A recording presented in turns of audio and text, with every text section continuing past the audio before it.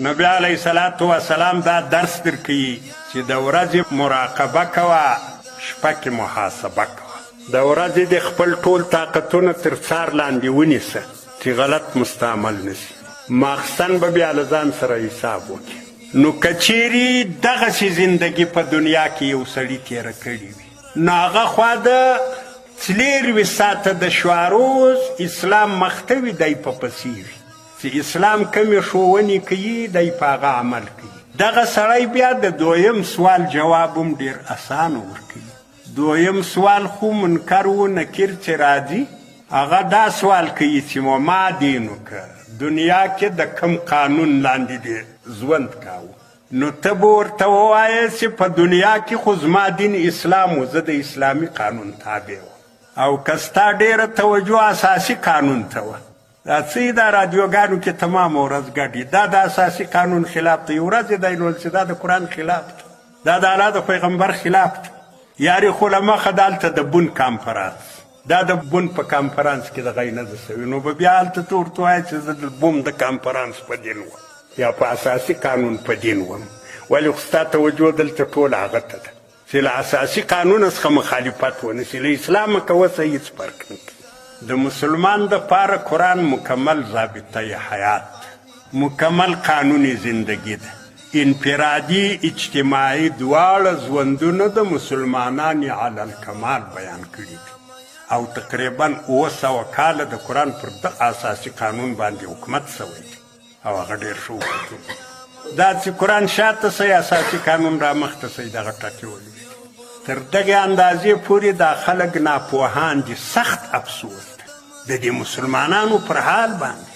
امام محمد رحمت الله علیه د امام ابو حنیفه رحمت الله علیه دوم شاګرد، هغه یو قول نقل کړی دی، وایي صنیعتنا هذا من المهد الى اللحد. وایي زموږ دغه د علم کار چې د له زانګو شروع کېږي پر قبر ختمیږي. په دا نن کې ما دوه ور له رادیوګانو واورېدو، وایي دا حدیث ده، د الله په پیغمبر پورې په جهاني سطحه ابترا کوي. دونه جاهلان، دونه ناپوهان چې هغه د امام محمد صاحب د نبی علیه السلام د خبرې فرق نه سای کوي. وایي چې دا حدیث د نبی علیه السلام ویلي دي چې دا علم به له زانګو تر له حده زده کوي. علم هم دی دغه علم ښیي، دا دی چې مکتب په وایي.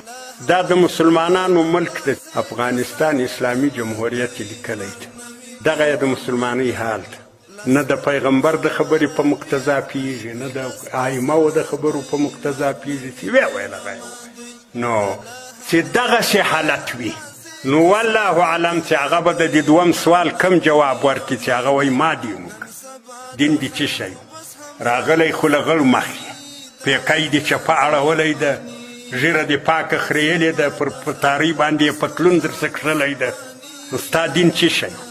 نو دلته والله اعلم چې دا سړی به څنګه جواب ورکړي. او دا داسې یو سخته مرحله ده، په دغه یوه توري پورې د ټول وخت کامیابي و ناکامي غوټه، او د دغه سوال جواب دلې زده کېږي.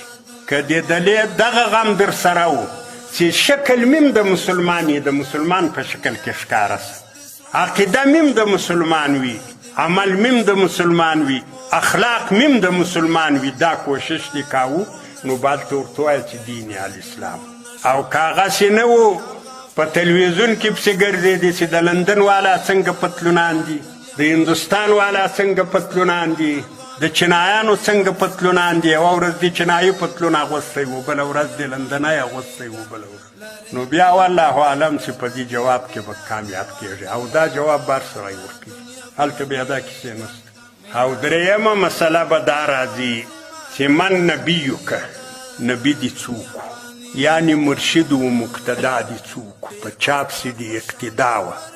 بعضې خلک خو په مسلماني کې تباه سوي وي، د دې نږدې یو دی څوک دغه کړی د نبي علیه السلام په حالاتو بیخي خبر نه وي، د دې نږدې ځان ته خدای پیدا کړی. ما درته وویل چې د مسلمانانو دپاره حقیقي مرشد، لوی مرشد نبي علیه السلام. ستا د عقیدې، ستا د اخلاقو، ستا د اعمالو د ټولو درس یې درته پرېښی ده، او داسې یې پرېښی ده چې ټکي په ټکي په کتابو کې نوټ ده. اوس خو الله جل جلاله داسې رحم کړی ده، د نبي علیه صلات وسلام ټوله زندگی په پښتو ډېر واضح ته په کتابو کې لیکل شوې ده.